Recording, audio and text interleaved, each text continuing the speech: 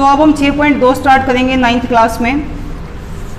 रेखाएं और कोण हम पढ़ रहे थे। 6.2 का फर्स्ट क्वेश्चन हमें दिया गया है कि आकृति में एक्स वाई के मान ज्ञात कीजिए और फिर दिखाइए कि ए बी समानांतर सी डी है। तो पहले तो हमें इसमें एक्स और वाई का मान निकालना है। एक्स यहाँ है, वाई यहाँ है, ये दो रेखाएं हैं, ए बी रेखा और एक सी डी।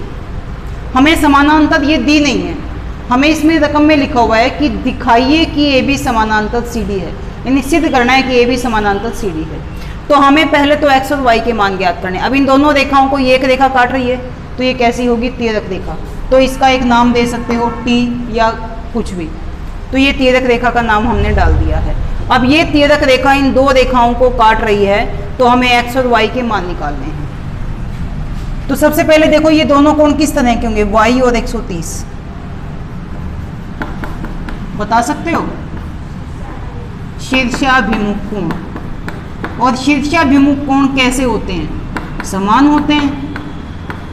तो ये वाई कोण इस कोण के इक्वल होगा क्योंकि दोनों शीर्षाभिमुख है। ये 130 है तो वाई का मान भी कितना होगा, 130 डिग्री। निकल गया 130 डिग्री। अब हम x का मान निकालते हैं। ये एक सीधी लाइन है तो ये दोनों कोणों का योगफल कितना होगा, 180 डिग्री। हम इसको पढ़ चुके हैं, x + 50 = 180। और ये कैसे होगा, रैखिक युग्म अभिग्रहित। अब x को यहीं रख लेते हैं, 50 डिग्री को हम यहाँ ले आते हैं तो ये क्या आ जाता है, 130। हमने x का मान भी निकाल लिया, हमने y का मान भी निकाल लिया।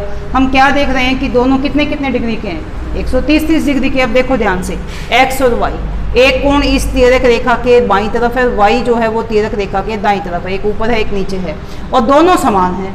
तो जब ये एकांतर कोण हमें लग रहे हैं ऐसे, तो एकांतर कोण जब ये समान है तो ये रेखाएं कैसी होंगी, समानांतर होंगी। ठीक है, तो अब यहाँ देख रहे हैं हम कि x = y = 130 डिग्री। तो ये एकांतर कोण हो गए। और जब ये एकांतर कोण है तो ए बी समानांतर क्या होगा, सी डी। एकांतर कोण अभिग्रहित के विलोम द्वारा। एकांतर कोण पद में पढ़ी थी ना हमने, ये उसके उल्टे कथन के द्वारा है कि जब दो रेखाओं को एक रेखा काटती है इस प्रकार से कि एकांतर कोणों का एक युग्म समान हो। अब एकांतर कोणों का एक युग्म समान हो गया तो ये रेखाएं कैसी होती हैं, समानांतर होती हैं। समझ आ गया है? तो ये फर्स्ट क्वेश्चन हमारा कंप्लीट हो गया।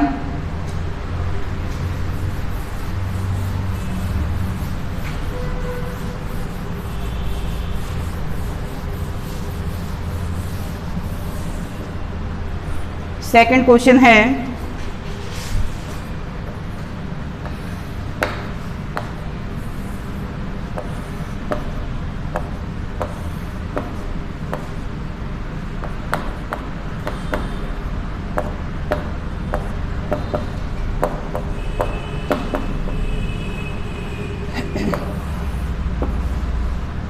इसे हम नाम दे देते हैं टी, दे नहीं रखा। ये कोण x है, ये y दिया गया है और ये z दिया गया है। तो हमें इस स्टेटमेंट में दिया गया है यदि ए बी समानांतर सी डी है और सी डी समानांतर ई एफ है, साथ में y अनुपात z = 3:7 है तो x का मान ज्ञात कीजिए। तो क्वेश्चन में हमें केवल इस x का मान निकालना है जो दिया गया है। सबसे पहले ए बी समानांतर सी डी दिया है, सी डी समानांतर ई एफ ये भी हमें दिया गया है। देखो ध्यान से, ए बी समानांतर सी डी है, सी डी समानांतर ई एफ। तो ए बी किसके समानांतर, सी डी के, और ये ई एफ भी किसके समानांतर, सी डी के। तो ये दोनों रेखाएं किसके समानांतर हैं, सी डी के। तो दोनों रेखाएं आपस में भी क्या हो जाएंगी, समानांतर। हमने लास्ट में पद में पढ़ी है 6.6 कि जब दो रेखाएं एक ही रेखा के समानांतर होती हैं तो वे परस्पर समानांतर होती हैं। तो तीनों ही लाइंस कैसी हो जाएंगी, आपस में एक दूसरे के समानांतर हो जाती हैं। ए बी समानांतर ई एफ। ठीक है, ये जो लाइन है ये इसके भी समानांतर है और ये आपस में तो है ही समानांतर, तीनों भी समानांतर हो जाएंगे। इसके बाद हमें दिया गया है y अनुपात z 3:7। अब अनुपात से हम अनुपातिक योग निकाल सकते हैं। अब देखो पहले देख लेते हैं y कौन सा है, ये वाला, और z है ये वाला। तो y और z इनका हमें अनुपात दे रखा है 3:z। अब ये जो कोण है, ये कोण और ये कोण, दोनों कोण कैसे होंगे, एक दूसरे के समान। समान है, क्यों है समान, कौन से कोण है ये, शीर्षाभिमुख। इसको कुछ भी डाल सकते हो, मान लो हमने इसको 1 डाल दिया तो कोण 1 किसके इक्वल होगा, y के। और ये कैसे कोण होंगे, शीर्षाभिमुख कोण, ठीक है। अब y अनुपात z है और जो y है वो किसके इक्वल है, 1 के। तो हम इसको क्या लिख सकते हैं, 1:z लिख सकते हैं, लिख सकते हैं। हमने इस मान को इसमें रख दिया। अनुपात से अनुपातिक योग निकाल देंगे।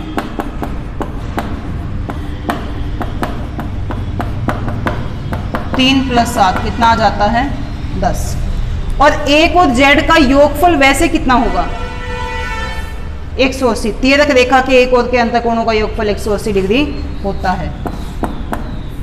कोण 1 प्लस कोण z 180 डिग्री, क्योंकि तिर्यक रेखा के एक और के अंतःकोणों का योगफल 180 डिग्री होता है। ये हमने लिख दिया है। अब हम 1 भी निकाल सकते हैं, हम z भी निकाल सकते हैं। 1 की हमें कोई ज़रूरत नहीं है, अब हमें इसकी कोई ज़रूरत नहीं है। अब हम केवल z का मान निकाल लेते हैं। निकालना चाहे तो निकाल करके दिखा सकते हो, लेकिन उसका क्वेश्चन में हमें कुछ नहीं करना आगे, हमें x का मान निकालना, और x के लिए हमें z चाहिए। तो हम यहाँ पर z का मान निकाल लेते हैं। अब z का अनुपात क्या था, 7। दोनों का योगफल कितना है, 10। और दोनों कोणों का एक्चुअल जोड़ कितना है, 180। 18 + 7 126 डिग्री। हमने केवल z निकाल दिया, ये z है। z का अनुपात कौन सा था, 7। अनुपात का योग 10 और दोनों का एक्चुअल योग 180, ये आ गया 126 डिग्री। अब ये ए बी लाइन किसके समानांतर निकाली थी हमने, EF के। और ये लाइन कैसी है, तिर्यक रेखा। तो x कोण और z कोण, दोनों कोण कैसे होंगे, एकांतर अंतःकोण। इसको भूल जाओ, एकांतर अंतःकोण। तो दोनों कैसे होते हैं, एकांतर कोण कैसे होते हैं, समान। जब ये 126 है तो ये भी कितना हो जाएगा, 126 डिग्री। x = z 126 degree. क्यों है इक्वल, क्योंकि ये एकांतर कोण है। तो हमसे केवल x पूछा गया है, तो x का मान कितना आ जाएगा, 126 डिग्री। ठीक है, समझ आ गया है क्वेश्चन। तो इस तरह से होगा ये। इसके बाद हमारा नेक्स्ट क्वेश्चन आ जाता है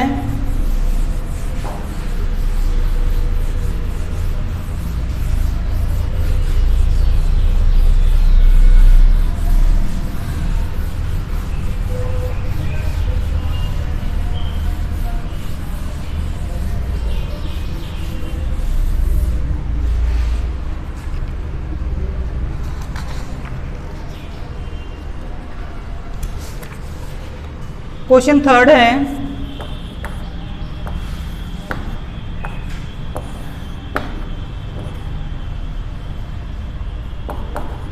A B C D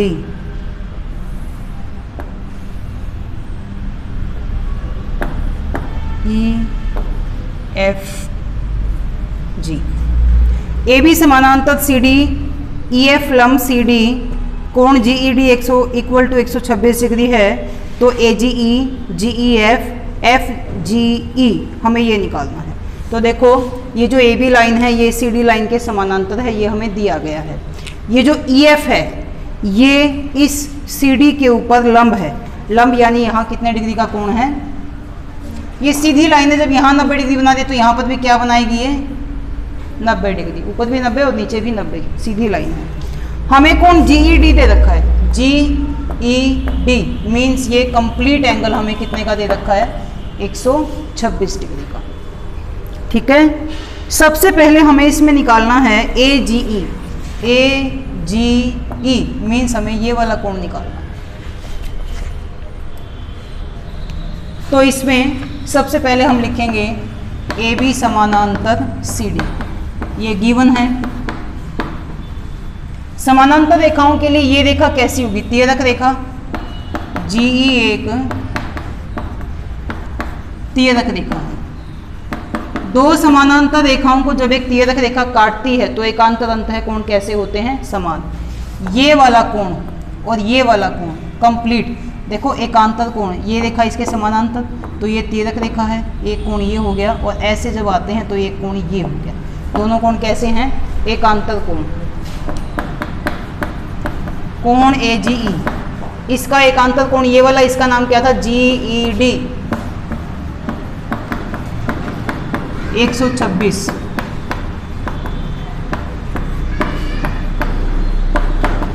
एकांतर अंतः कोण। अब GED 126 है तो AGE भी कितना होगा, 126 डिग्री हमने लिख दिया यहाँ। अब इसको हम अलग से लिख करके दिखा देते हैं। समझ आया है या नहीं आया? इसके बाद हमें दूसरा निकालना है GEF। अब ये GEF हम कैसे निकालें, देखो GEF सिर्फ इतना, GEF ये इतना कैसे निकाल सकते हैं, इस कंप्लीट में से यदि इसको माइनस करें तो ये निकल जाएगा। इसमें से यदि इसको हटा दें, इस पूरे में से, इसमें से इसको हटा दिया जाए तो ये बच गया, दिखाई दे रहा है। इसे हटा देते हैं, ये बच जाएगा, तो इसमें से इसको माइनस करेंगे। एंगल GEF, इसका नाम GED, इसमें से इसको माइनस करें, इसका नाम FED। ये 126 डिग्री है और ये कितने डिग्री है, 90, तो ये आ जाता है हमारा 36 डिग्री। इसके बाद FGE, इसे देखते हैं FGE, ये निकालना। अब इन दोनों कोणों का योगफल कितना होगा, 180 डिग्री, तो हम ये डायरेक्ट भी निकाल सकते हैं FGE। इन दोनों का 180 है, 180 में से इसको माइनस करें तो ये निकल जाएगा। ठीक है, तो 180 डिग्री माइनस, इसका नाम AGE। क्यों माइनस किया ये हमने, रैखिक युग्म अभिग्रहित द्वारा, क्योंकि ये दोनों कोण मिलकर के रैखिक युग्म बनाते हैं इसलिए। अब 180 डिग्री, ये जो AGE है इसका मान क्या निकाला था हमने, 126, 10 में से 6 गए 4, 7 में से 2 गए 5, तो तीनों कोण निकल गए, एक ये और एक ये। थ्योरम नहीं है ये, सवाल हैं निकालने वाले।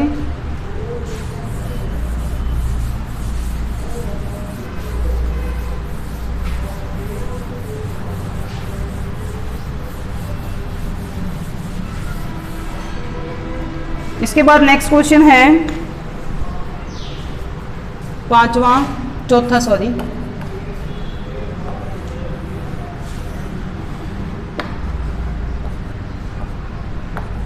PQRST,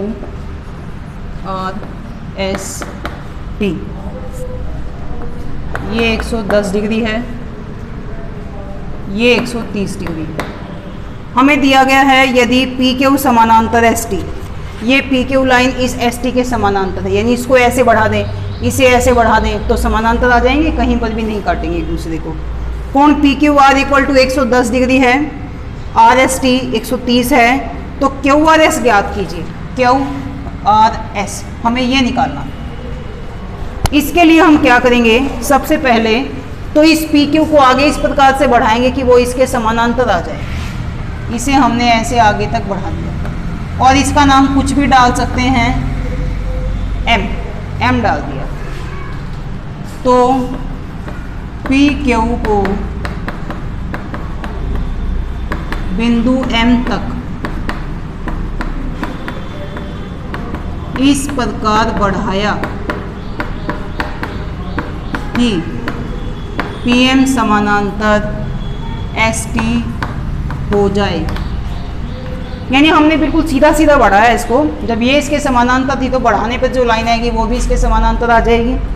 ठीक है, ये वाला एंगल निकालना है। अब ध्यान से देखो, ये वाली लाइन इसके समानांतर है तो ये SM रेखा कैसी होगी इनके लिए? तियरक, क्योंकि ये इनको काट रही है। SM तियरक रेखा है।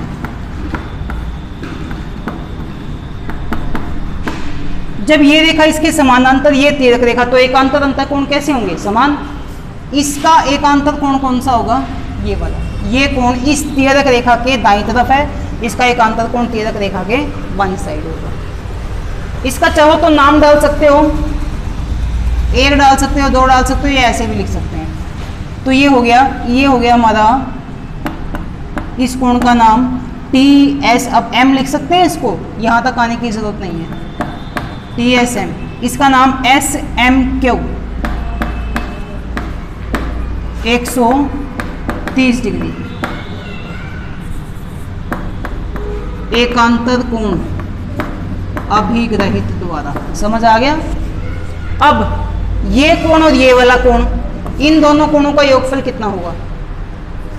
180 डिग्री। इसका नाम SMQ और इसका नाम QMR।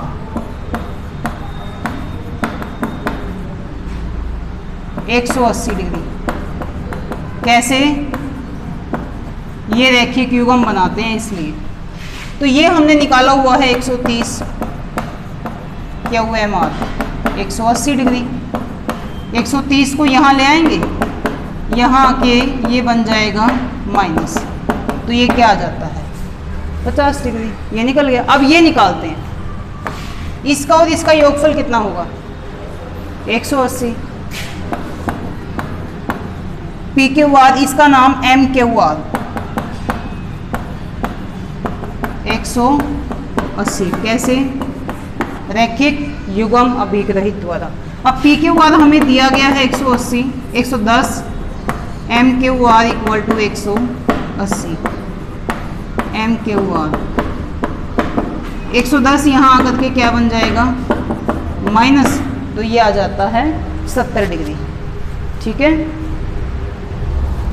अब देखो ये एक त्रिभुज है, त्रिभुज के तीनों कोणों का योगफल कितना होना चाहिए? 180 डिग्री होता है। ये दोनों कोण निकाल लिए हमने अंदर के, तो अब हम इसको निकाल सकते हैं। त्रिभुज QRM में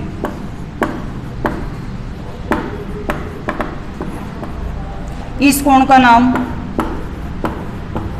MQR, इस कोण का नाम QMR और इस कोण का नाम QRM, 180 डिग्री। त्रिभुज के तीनों कोणों का योगफल 180 डिग्री होता है। अब MQR ये निकाला था हमने 70 डिग्री, QMR हमने निकाला था 50 डिग्री, QRM हम निकाल लेते हैं। ये निकालना है हमें, ये है नहीं।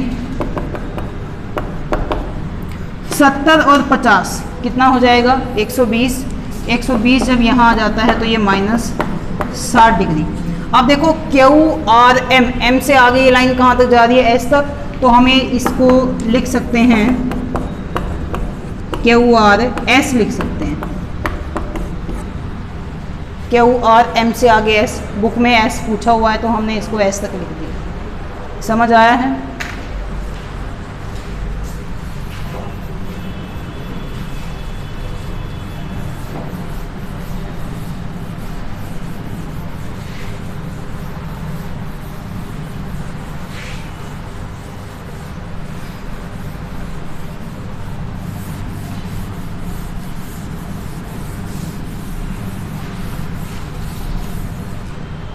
नेक्स्ट क्वेश्चन है आकृति 6.32 में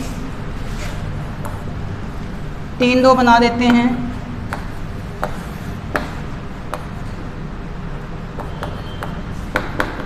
AB CD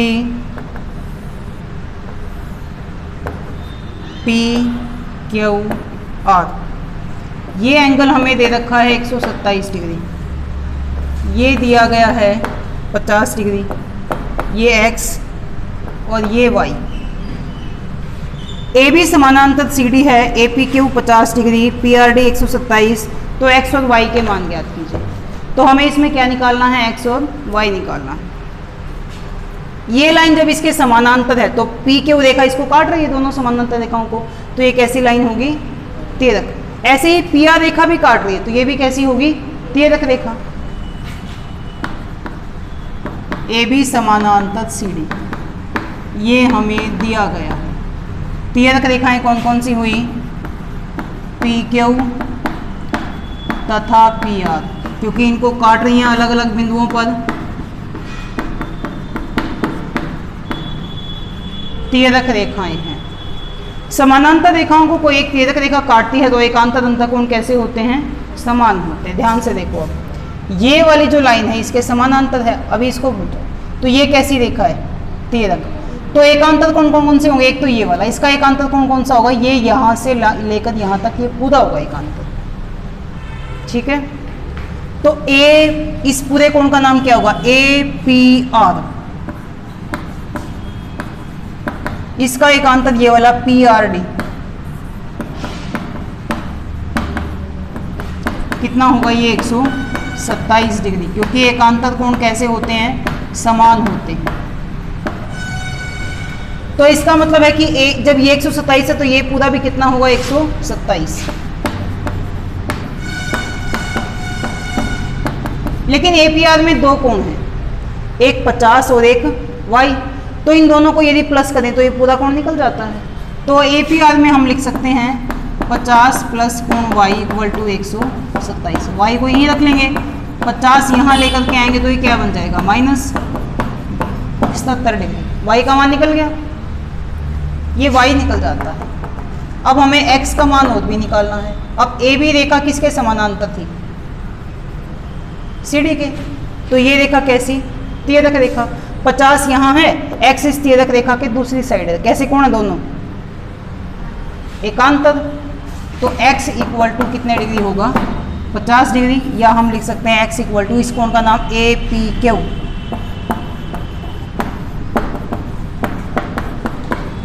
एकांतर अंतःकोण।